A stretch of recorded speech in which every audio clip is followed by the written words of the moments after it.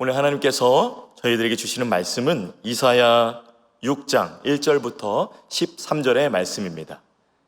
제가 가진 성경 구약 974페이지입니다. 974쪽 이사야 6장 1절부터 13절 말씀, 제가 먼저 읽고 교독하고 마지막 절 함께 읽겠습니다.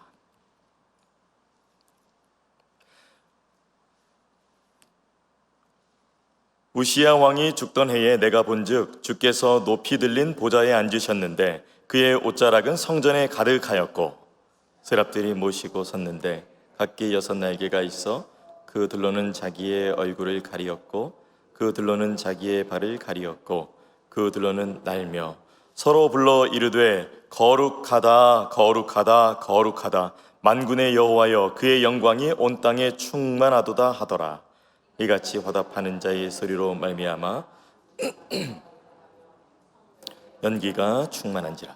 그때에 내가 말하되 화로다 나여 망하게 되었도다. 나는 입술이 부정한 사람이요 나는 입술이 부정한 백성 중에 거주하면서 만군의 여호와이신 왕을 배웠음이로다 하였더라. 그때에 그 스랍 중에 하나가 부젓가락으로 제단에서 집은 바 핀 숯을 손에 가지고 내게로 날아왔어 그것을 내 입술에 대며 이르되 보라 이것이 내 입에 닿았으니 내 악이 제하여졌고 내 죄가 사하여졌느니라 하더라. 내가 또 주의 목소리를 들으니 주께서 이르시되 내가 누구를 보내며 누가 우리를 위하여 갈꼬 하시니 그때에 내가 이르되 내가 여기 있나이다 나를 보내소서 하였더니 여호와께서 이르시되 가서 이 백성에게 이르기를 너희가 듣기는 들어도 깨닫지 못할 것이요 보기는 보아도 알지 못하리라 하여 이 백성의 마음을 둔하게 하며 그들의 귀가 막히고 그들의 눈이 감기하라. 염려하건대 그들이 눈으로 보고 귀로 듣고 마음으로 깨닫고 다시 돌아와 고침을 받을까 하노라 하기로. 내가 이르되 주여 어느 때까지니까 하였더니 주께서 대답하시되 성읍들은 황폐하여 주민이 없으며 가옥들에는 사람이 없고 이 토지는 황폐하게 되며 여호와께서 사람들을 멀리 옮기셔서 황폐한 곳이 많을 때까지니라. 다 함께 그 중에 10분의 1이 아직 남아 있을지라도 이것도 황폐하게 될 것이나 밤나무와 상수리나무가 배임을 당하여도 그 그루터기는 남아 있는 것 같이 거룩한 씨가 이 땅의 그루터기니라 하시더라. 아멘. 오늘 말씀 이사야 6장 1절부터 13절 말씀을 중심으로 부르시고 보내시고 바라시네 라는 제목으로 함께 말씀 나누겠습니다. 고래 아시죠? 고래. 네. 요즘에 제가 다큐멘터리에 푹 빠져 있는데 이 고래가 엄마 고래가 아기 고래랑 같이 어마어마한 여정을 떠나는 게 정말 감동적이었습니다.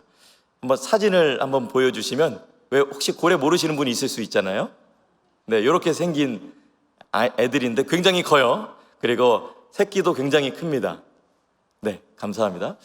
네, 그렇게 큰 고래인데 이 고래가 또 먹을 것을 찾기 위해서 아기 고래에게 젖을 먹이면서 먼 길을 가는데, 아니 저는 깜짝 놀랐어요. 고래가 거대한 체중인데 그렇게 아기 고래에게 젖을 먹이면서 어마어마한 거리를 이동하는데 그때 엄마 고래는 잘 먹지 못한다 그래요. 그래서 체중의 3분의 1이 빠진다고 합니다. 너무 많이 빠지죠. 그러면서 아기를 돌보면서 계속해서 더 먹을 것이 있는 곳으로 이제 이 고래가 이동을 하는 거예요. 저희 가족이 이제 가족 문화로 일주일에 한 번씩 주일 저녁에 집에서 이 영화를 보는데, 보고 싶은 영화를 돌아가면서 순서대로 정하는데 이제 제 타이밍이 와서 이 고래 이야기를 아이들과 함께 보게 되었습니다. 수월하게 가는 곳이 있는가 하면 또 엄청난 공격이 있는데요. 이 아기 고래들이 엄마 고래랑 같이 이동을 하다가 3분의 1 정도의 아기 고래들은 그 자리에서 이제 엄마랑 다 가지 못하고 죽게 되는 경우도 생긴대요. 그래서 제가 영상을 볼 때에도 엄마 고래가 아기 고래랑 잘 가고 있는데 범고래라고 해서 검정색에 흰색이 들어간 큰 고래들인데 그 고래들이 이 아기 고래를 사냥하기 위해서 막 엄청나게 빠른 속도로 와서 부딪혀서 박치기를 하는 거예요. 버스가 아주 빠른 속도로 사람에게 부딪힐 정도의 빠르기로 그 정도의 충격이 있다고 하는데, 범고래 6마리, 7마리가 그 아기 고래 한 마리를 먹기 위해서 엄마 고래를 공격하고 아기 고래를 공격하는 거예요. 아이들하고 열심히 응원했습니다. 아기 고래를 지켜달라고. 이 스토리가, 이 다큐멘터리가 어떻게 구성되는지 모르겠지만 아기 고래가 극적으로 살아서 엄마 고래와 함께 잘 갈 수 있도록. 근데 아쉽게도 그 필름에 담겨있던 장면은 결국 아기 고래는 그 범고래가 오는 빠른 속도에 부딪히고 그렇게 되어서 의식을 잃고 엄마 고래랑 함께 가지 못했던 장면이 나오는 거예요. 아기 고래를 지키지 못하고 엄마 고래 혼자 이렇게 큰 바다, 그 망망대해를 이 큰 고래가 헤엄쳐 가는데 참 얼마나 제가 보기에도 짠하고 마음이 아프던지. 그 어미가 자식을 잃지 않기 위해서 참 애썼는데요, 어미의 사랑 못지않게, 아니 그보다 더한 오늘 최고의 사랑으로 하나님께서 저와 여러분을 붙들고 계십니다. 그리고 오늘 말씀에 의하면 하나님께서는 한 사람을 부르시고 보내셔서 정말 가능성 없는 곳으로 그 사람을 보내심으로 말미암아 하나님의 뜻을 이루고자 하신 것을 볼 수가 있습니다. 하나님이 한 사람을, 성 안에서 많은 사람이 있겠지만 이 이사야라는 사람을 부르십니다. 저는 오늘 이 말씀이 시대를 뛰어넘어서 이 이사야에 대한 말씀, 또 이사야가 가게 되는 곳에 대한 것, 또 하나님께서 이사야를 부르시고 보내시고 또 어떠한 마음으로 하나님이 이 일을 행하시는지 오늘 말씀을 통해서 우리가 모두 두 귀를 활짝 열고 또 은혜를 가득 담아서 삶에서 풀어내는 여러분이 되시기를 간절히 축복합니다. 오늘 말씀 전체적으로 6장 말씀을 떠나서 이사야서 전체적으로 읽어보면 하나님의 마음이 참 눈물나고 마음이 아프시고 정말 슬프실만 합니다. 그러나 하나님은 그 가능성 없는 백성들에게 여전히 그분의 은혜와 사랑을 갖고 나아가시는데요, 오늘 이 이사야를 통하여서 하나님께서 주시는 말씀 이렇게 시작합니다. 때는 우시야 왕이 죽던 해였다. 그러면서 하나님께서 한 사람에게 환상을 보여주십니다. 저는 첫 번째 영적 묵상으로 오늘 총 3가지를 나누기 원하는데, 첫 번째 영적 묵상으로 1절부터 7절 말씀을 중심으로 이것을 묵상하게 되었습니다. 우리 함께 읽어봅니다. 시작. 여러분을 부르십니다. 네, 하나님이 여러분을 부르십니다. 1절부터 2절에 보니까 높이 들린 보좌를 바라봅니다. 그리고 하나님이 입으신 옷의 옷자락이 성전에 가득합니다. 얼마나 찬란하고 영광스러운 장면일까. 정말 저는 이 장면이 꿈에서라도 하나님의 보좌를 볼 수 있다면 얼마나 기쁠까. 내가 진짜 이게 제가 눈이 좀 작은 편이죠? 그래도 볼 건 다 봅니다. 하나님의 영광의 그 보좌를 볼 수 있다면 얼마나 좋을까. 정말. 그런데 참 이사야가 이 장면을 보고 있습니다. 근데 좀 이상한 장면들이, 이 이사야가 처음 보는 장면들이 연출이 되는데요, 이 스랍들, 이 천사들이 하나님을 모시고 서 있습니다. 날개가 6개입니다. 위에 2 날개는 얼굴을 가리고 아래 2 날개는 발을 가립니다. 천사들의 목소리는 또 어떨까요? 너무나 아름다울 것 같습니다. 침을 삼키는 것도 잃어버리고 침을 흘리고 넋 놓을 수밖에 없는 그 장면을 보는 것, 그리고 그들이 거룩하다 거룩하다 거룩하다라며 하나님을 찬양하는 그 모습이 얼마나 놀랍고 장엄하고 감당할 수 없게 그 하나님의 영광이 일어날지 이 말씀으로 정말 그것이 조금이나마 느껴집니다. 이 소리가 굉장히 웅장한데요, 오늘 말씀에 의하면 문 지방의 터가 요동한다라고 되어 있습니다. 문 지방의 터가 요동한다. 엄청나게 흔들리는 것을 경험한 것이죠. 올해만 해도 한국에 벌써 16번의 지진이 있었다고 합니다. 미국은 말할 수 없이 더 많이 있었고요. 저는 지진을 경험한 적이 있는데 10살 때로 기억합니다. 물론 중간중간 많이 있겠지만은 지진인 줄 몰랐는데 기억했어요. 그 문지방이 흔들리는 것이 뭔지 그때 절실히 깨닫게 되었는데, 아이들하고 이제 제가 놀고 있었습니다. 이제 그 당시에 문은 이렇게 옆으로 이렇게 문은 여는 문이었는데 이렇게 열고 이렇게 뭔가 아이들하고 장난치는 그런 자리였어요. 그래서 제가 아이들한테 이렇게 여러 명이 남자애들이 뒤에서 재밌게 장난을 치고 있는데 제가 문을 쾅 닫으면서 선생님인 척을 하면서 뭐 하는 거야? 라고 했는데 문을 쾅 닫을 때 학교 전체가 와 하고 울리는 거예요. 그래서 아이들이 저한테 와서 너 너무 문을 세게 닫았어 이러는 거예요. 너 때문에 학교가 무너질 뻔했다는 거예요. 그래서 제가 이상하다, 내가 그럴 힘이 없는데. 근데 이제 학교를 마치고 집을 돌아가는 길에 보니까 이렇게 여러 가지 건물들이 이렇게 부셔져 있고 또 많이 이렇게 화분들이 넘어져 있는 거 봤어요. 그날 저녁에 깨달았어요. 제 힘이 세서 학교가 울린 것이 아니라 그날 대전에 지진이 있었던 거예요. 그래서 정말 그 학교가 막 흔들리는 걸 경험했는데 참 우리가 살아가면서 지진을 경험할 때 참 두렵고 떨리는데 이 이사야가 오늘 그 장면을 몸소 느끼게 된 것입니다.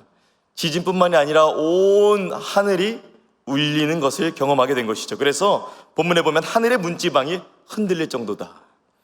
두렵고 떨립니다. 그리고 성전의 연기가 충만하게 피어오르고 있습니다. 여기까지는 이제 배경에 해당되는 것이고요. 이제 여기서부터가 중요합니다. 하나님과 천사들을 보고 들었을 뿐인데 이 이사야, 이분이 자신이 어떤 자인지 깨닫게 됩니다. 그러한 장엄한 장면을 보면 내가 이러한 장엄한 장면을 볼 자격이 있지. 내가 신앙생활을 잘했나? 하나님이 환상을 보여주시네? 내가 볼만하지. 이런 게 아니라 하나님을 보고 그분의 영광을 마주하는 순간 두려워지고 자신이 어떠한 삶을 살았었는지 죄가 깨달아지고 그 삶이 후회가 되어지고 내가 어떠한 백성들 사이에서 얼마나 죄악된 삶에서 살았는지 그가 스스로 고백하게 되어지는 장면이 나옵니다.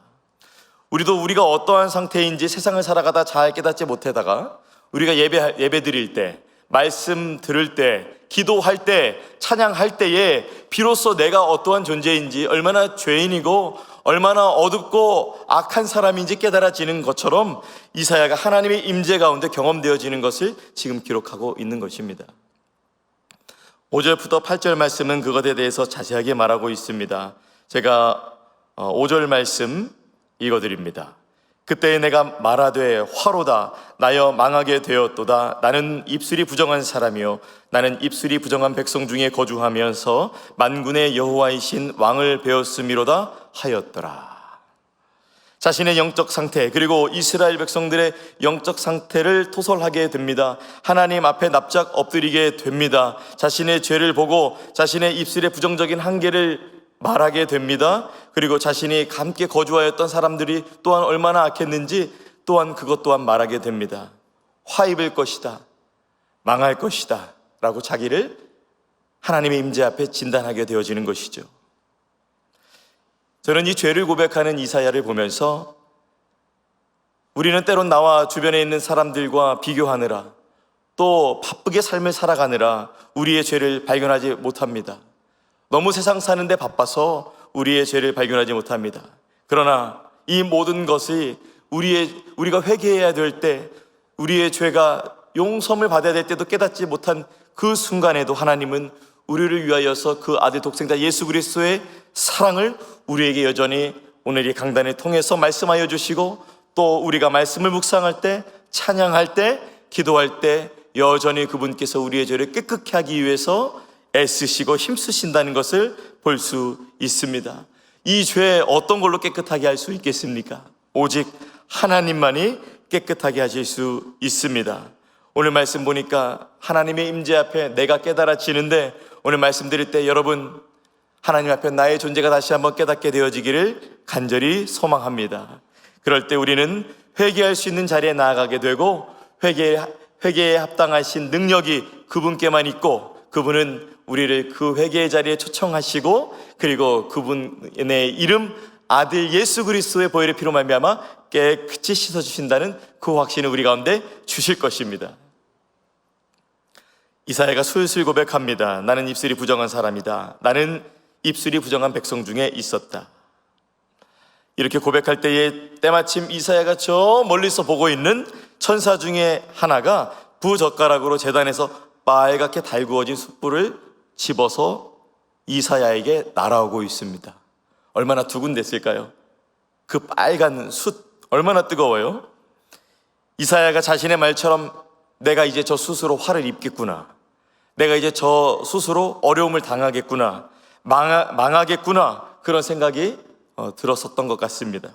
천사가 가까이 왔습니다. 코앞에까지 왔습니다. 그 수술 어디에 댈까요? 이사야가 고백했던 이 부정한 입술, 죄된 그 입술에 댑니다. 그 열기가 얼마나 뜨거웠을까요? 입술을 대었더니 어떻게 됩니까? 뜨거운 걸 입술에 대면 화상을 입을 수도 있고, 또 그 입술에 오랫동안 그렇게 되면 입술이 없어질 수도 있습니다.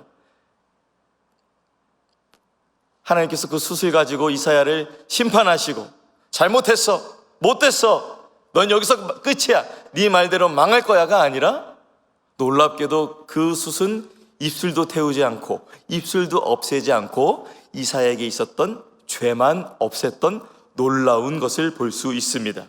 화 입을 줄 알았는데, 망할 줄 알았는데, 죽을 줄 알았는데 살게 된 것입니다.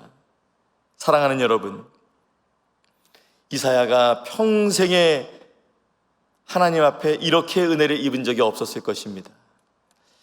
하나님은 저와 여러분을 오늘 이 자리에 불러주셨습니다. 또한 어쩔 수 없는 상황 속에서 영상으로 예배드리고 있는 여러분도 하나님께서 불러주셨습니다.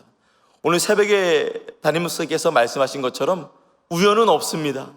하나님이 그분의 계획과 섭리에 맞게 저와 여러분을 부르셨습니다. 그리고 저와 여러분을 예수 그리스도의 보혈의 피로 깨끗이 하여 주셨습니다. 그러니 오늘 그것을 믿고 하나님이 나를 부르셨다는 그 확신 가운데에 다시 한번 온전하게 서시는 여러분이 되시기를 축복합니다. 그리고 이사야가 하나님께서 이렇게 말씀하시죠. 누가 나를 위해 갈꼬, 누가 나를 위해 갈꼬. 제가 아이들에게 물을 얻어먹기 위해서 쓰는 스킬이에요. 아빠가 목이 마른데 누가 물을 떠다 줄까? 아이들이 듣고 잠잠합니다. 방금 전까지 둘이 재밌게 떠들었는데 잠잠합니다. 이런 소리도 들리는 것 같아요. 네가 가, 언니가 가, 네가 가. 근데 그때 아버지의 목마름을 알고 그것을 하기 위해서 나오는 자녀가 있는 것이죠. 때로는 첫째가, 때로는 둘째가. 이사야가 오늘 하나님께 받은 은혜를 기억하고 누가 나를 위해 갈고, 어딘지도 몰라요. 어떤 사람이 있는 자리인지도 몰라요. 근데 은혜를 입은 이분이 제가 간다고 세상 그 큰 소리로 소리를 지르며 아마 손을 번쩍 들며 얘기했을 것 같습니다. 사랑하는 여러분, 하나님께서는 우리를 부르셨다는 것, 저는 오늘 이것을 다시 한번 확신했으면 좋겠습니다. 어디로 부르셨는가? 그것은 이제 다음 절에 나오는데요, 하나님께서 우리를 부르신 그 자리를 다시 한번 믿음으로 말미암아 우리의 모든 삶의 연영에서 주저하는 마음이 아니라 주여하는 마음으로 나아가는 저와 여러분이 되시기를 축복합니다.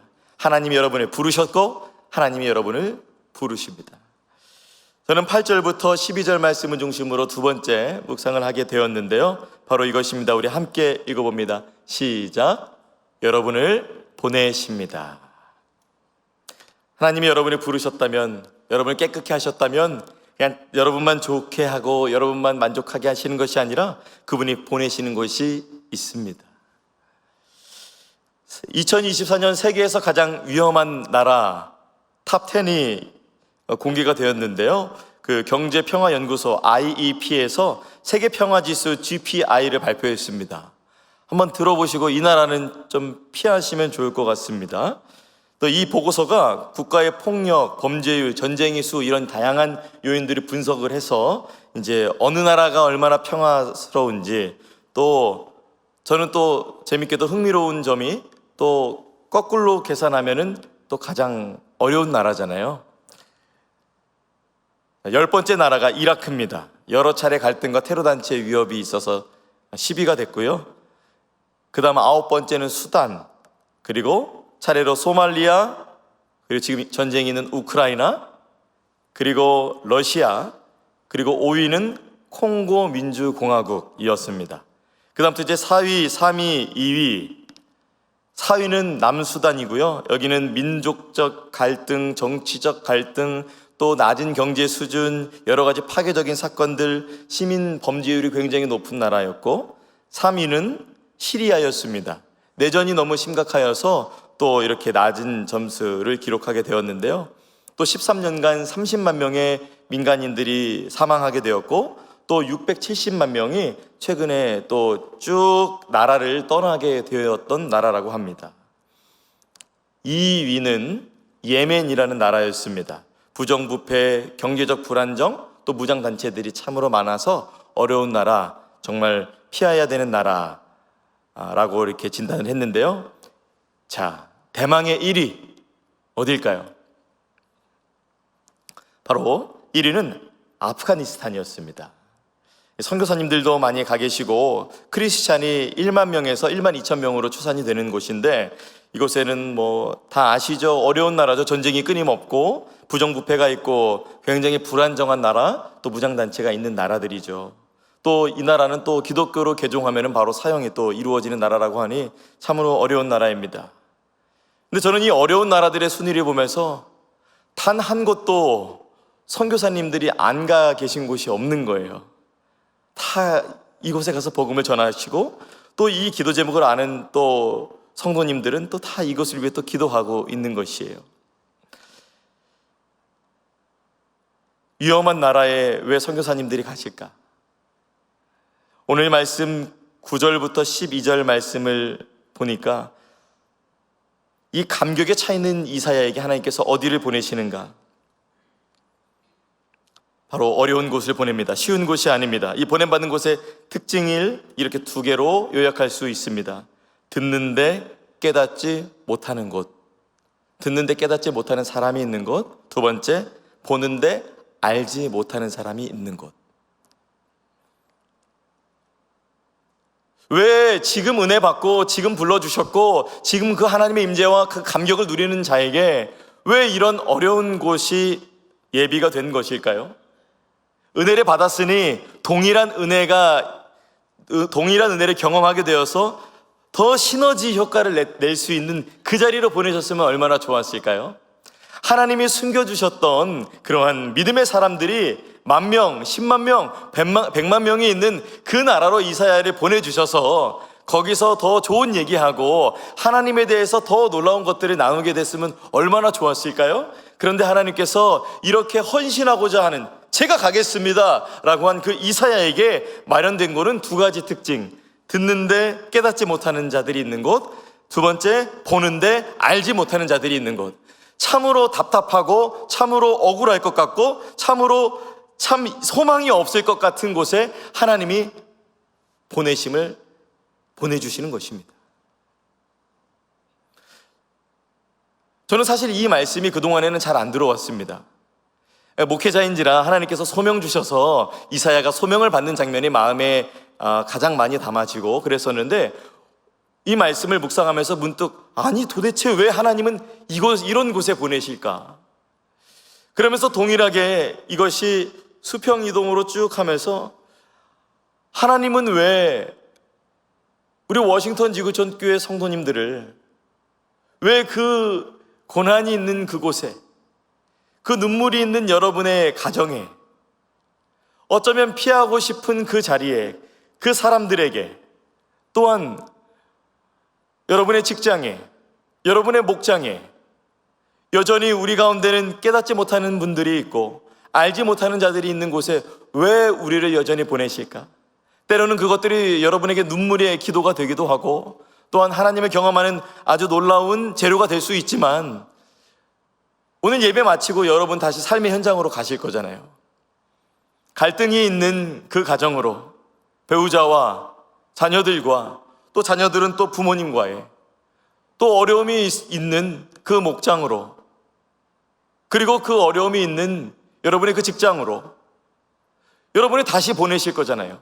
왜 은혜 받은 자들, 하나님 제가 헌신하겠습니다, 하나님 제가 가겠습니다라는 자들에게 왜 마련된 곳은 왜 그런 곳일까요? 저는 지금에 와서야 이제 믿음으로 저희 부모님이 선교 가신 것을 믿음으로 감당할 수 있지만, 참 어렸을 때는, 20대 때는 참으로 어떤 부분에 있어서는 하나님이 원망스러웠어요. 중국에서 또 지금은 미얀마가 가장 위험한 나라 19위라고 하더라고요. 소식 들어보니까 남자들이 강제로 군대에 잡혀가고 여자들도 강제로 잡혀가고, 그리고 그걸 피해서 많은 사람들이 나라를 지금 피해서 다른 나라로 가고 있고, 제대로 신학교육 받은 목회자도 없고, 나라가 굉장히 불안정하고, 쿠데타가 여전히 총소리가 들리고, 불교가 99%인 나라. 저희 부모님 교회에 헌신하셨었거든요. 평신도로서 또 주어진 자리에 정말 불평 없이 정말 제 모습이 부끄러울 정도로 너무 잘 감당해 주셨어요. 근데 하나님이 왜 그런 분들을 불러주셔서 빛도 없는 곳에, 소금도 없는 곳에, 소망도 없는 곳에 보내주셔서 하는 것이, 저는 참 20대 때 생각할 때는 참 마음이 아팠고 하나님을 원망하는 마음도 있었습니다. 그렇게 믿음 생활 잘한 분들이라면 더 좋은 곳에, 더 좋은 사람들이 많은 곳에 보내서 하나님 나라 갈 때까지 즐겁게 살아가면 좋을 텐데, 가만히 살펴보면 하나님께서 저와 여러분을 그러한 가정으로, 또 그러한 직장으로, 그러한 목장으로 보내십니다. 그들이 오고 있습니다. 지금 아마 비행기를 탔을 것 같아요. 우리 정말 수고한 우리 난민 단기 선교팀이 지금 공항에서 이제 비행기를 타고 오늘 7시 25분에 여기에 이제 도착을 이제 하게 된다고 합니다, 공항에. 참, 그래서 돌아올 때까지도 안전을 위해서 좀 기도해 주시면 감사드리겠습니다. 이 아이들, 이 조민호 목사님을 중심으로 참 귀한 팀이 꾸려졌는데, 우리 아이들이 독일 가서, 독일 뭐가 유명해요? 축구 유명하고, 네, 소세지 유명하고, 근데 맥주는 유명한데 먹으면 안 되고요. 독일 가서 좋은 거 많잖아요. 선진화된 그 나라에서 또 유럽에서 배울 거 볼 거 많은데, 왜 우리 아이들 거기 가서 그런 거 보지 않고, 그런 거 경험하지 않고, 거기에서 아무도 관심 갖지 않고, 거기에서 정말 초라하고 누추한 자들이 있는 그 난민들에게 찾아가서 왜 그 아이들이 그것을 하고 있습니까? 왜 하나님은 아이들이 그런 곳에 보내십니까? 왜 하나님은 그분의 귀한 사람들을 그런 곳에 보내시나요?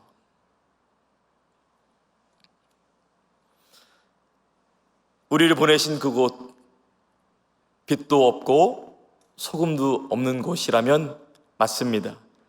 여러분이 계신 그 자리에 어렵고 가능성이 없고 가망성이 없고 못 듣는 자들이 있는 것 같고 못 알아채는 자들이 있는 것 같고, 여러분만 외롭게 있을 수 있는 그런 경험이 들어진다면 여러분 지금 하나님이 보내신 그 자리에 있으신 것이 맞습니다.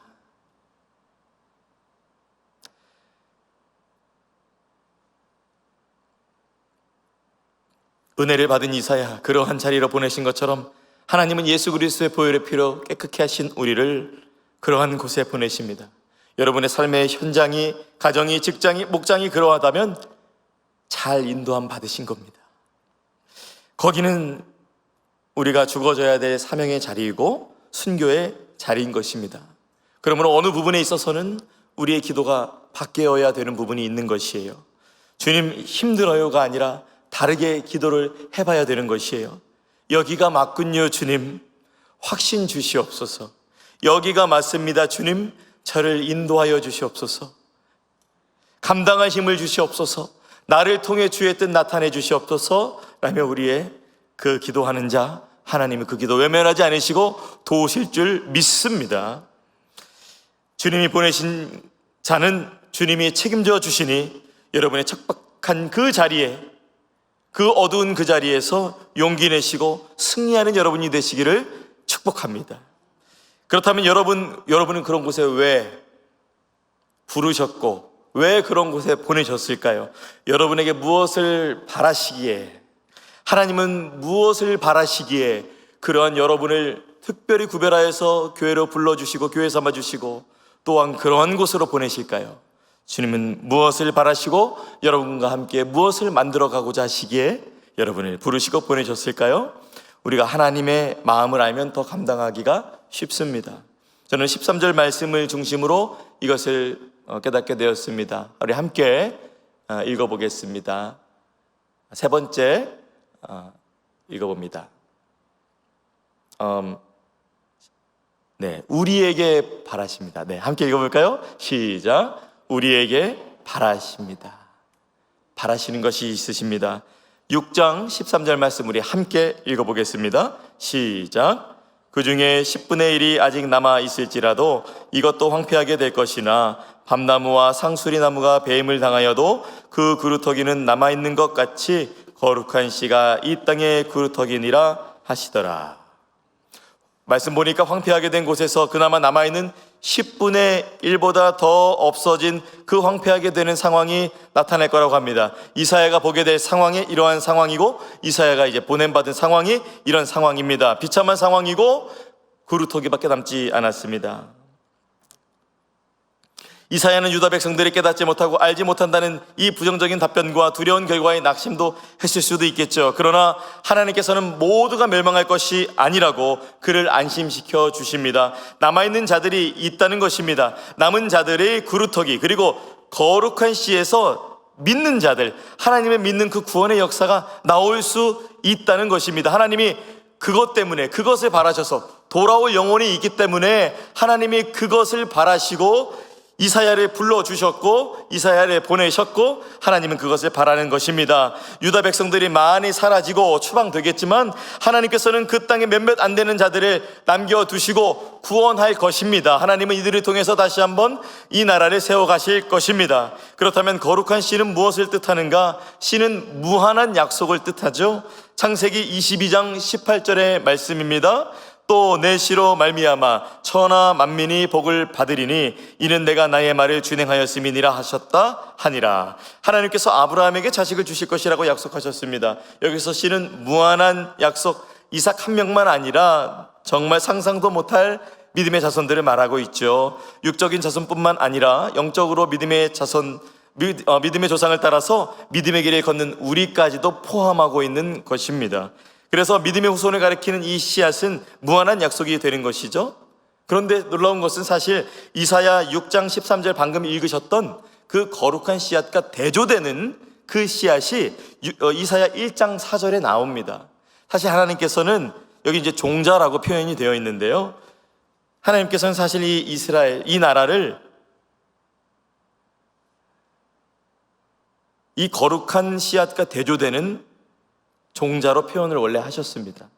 이사야 1장 4절 말씀인데요, 슬프다 범죄한 나라여 허물진 백성이여 행악의 종자여 행위가 부패한 자식이로다. 그들이 여호와를 버리고 이스라엘의 거룩한 일을 만우리 여겨 멀리하고 물러갔도다. 행악의 종자요, 행위가 부패하다라고 진단하셨어요. 이스라엘 사람들 어떤 사람들이에요? 판결이 끝났습니다. 행악의 종자, 가능성 없는 씨앗, 악을 행하는 씨앗이라고 벌써 1절 말씀에 말씀해 주셨음에도 불구하고 하나님께서는 이하 대조적으로 그러나 거룩한 씨앗을 남겨주셨다. 황폐하게 보이겠지만 거기서 내가 그들을 구원하여 낼 것이다 라고 말씀하여 주신 것이죠. 절망 속에 소망이 있는 것입니다. 이 놀라운 기적의 하나님, 소망의 하나님이 바로 저와 여러분의 하나님을 믿으시면 아멘. 아멘. 어떤 사람이 자신의 집 앞에 그루터기를 보게 되었어요. 그 죽은 것만 같았던 그 그루터기 위에 새파란 싹이 돋아났습니다. 그 그루터기를 보며 그가 시를 썼습니다. 그루터기 사진을 보여주시면 제가 한번 시를 읊어보겠습니다. 한 뿌리에서 생명이 움트고 물 오른 가지를 싹 틔워 엄마에겐 한결같이 여린 손가락이었네. 이제 모두가 한 가족 되어 아낌없이 수액을 올려보내네. 죽어서 다 끝나 보이는 그루터기에서 생명이 자라났다. 우리가 답이 없는 곳에 보냄을 받습니다. 우리가 은혜를 받고 하나님이 불러주셨을 때 감격하고 정말 감사하지만 우리가 보냄받은 그 자리, 우리 삶의 그 자리는 아까 들었었던 것처럼 그 두 가지 특징이 있는 깨닫지 못하는 것, 알지 못하는 자들에게 보냄을 받습니다. 그래서 우리가 우리 삶에서, 삶의 모든 자리에서 우리가 어렵다고 느껴지고 하나님 왜 그러냐고 느껴지는 것은 이상한 것이 아니라 그것은 당연한 것입니다. 하나님께서는 그 자리에서 여러분을 괴롭게 하려고 부르신 것이 아니라 여러분을 통하여서 그들이 구원하시기 위해서 여러분을 그 자리로 보내신 것입니다. 여러분의 배우자 포기하지 말고 기도하시기 바랍니다. 여러분의 자녀들 포기하지 말고 무릎 꿇으시기 바랍니다. 여러분의 부모님을 위해서 기도하시기 바랍니다. 여러분의 목장 식구들을 위해서, 목자분들을 위해서 기도하시기 바랍니다. 교회의 각종 자리에서, 또 직장이 어렵고 힘든 그 고단한 삶 속에 정말로 답답하고 왜 그러한 자들이 내 주위에 가득한지 한탄하는 것이 아니라, 그런 곳에 여러분을 보내셨다면 하나님이 잘 보내주신 것임을 믿고 그 자리에 여러분을 통하여서 영광 받으시고 구원 사역을 펼쳐나가실 주님을 다시 한번 소망하고 믿음으로 붙잡는 여러분이 되시기를 간절히 소원합니다. 우리 찬양팀 올라와 주시고요. 죽음의 심판대 앞에 놓여진 전 인류에게 영원한 소망인 예수 그리스도를 주신 하나님께서 여러분을 도우시고 여러분과 함께 하시니 우리가 그분의 사랑과 그분의 능력 안에서 못할 것이 무엇이 있겠습니까? 무엇이 절망이며 무엇이 끝이겠습니까? 무엇이 불가능이며 무엇이 두렵겠습니까? 오늘 나에게 주신 사명, 그리고 이전에 나에게 주셨던 사명, 그리고 또 앞으로 나에게 주실 사명 앞에 오늘 다시 한번 믿음으로 결단하며 아멘하고 다시 한번 나아가면 어떨까요? 하나님은 여러분에게 바라십니다. 그 사명 잘 감당하여 생명 전하는 여러분이 되시기를, 그리고 여러분과 같은 자도 구원하셨다면 이제 여러분을 통하여서 그 또한 구원을 이루실 그 하나님, 다시 한번 소망을 내시지 않겠습니까? 절망 속에서 소망의 창을 내시고 바리새인 중에 바리새인인 바울을 부르셔서 하나님의 놀라운 도구로 사용하신 그 하나님의 능력을, 또한 성경을 뛰어넘어 저와 여러분이 그 능력을 경험하고 그러한 모든 구원 사역에 귀하게 쓰임받은 저와 여러분이 되시기를 예수님의 이름으로 축복합니다.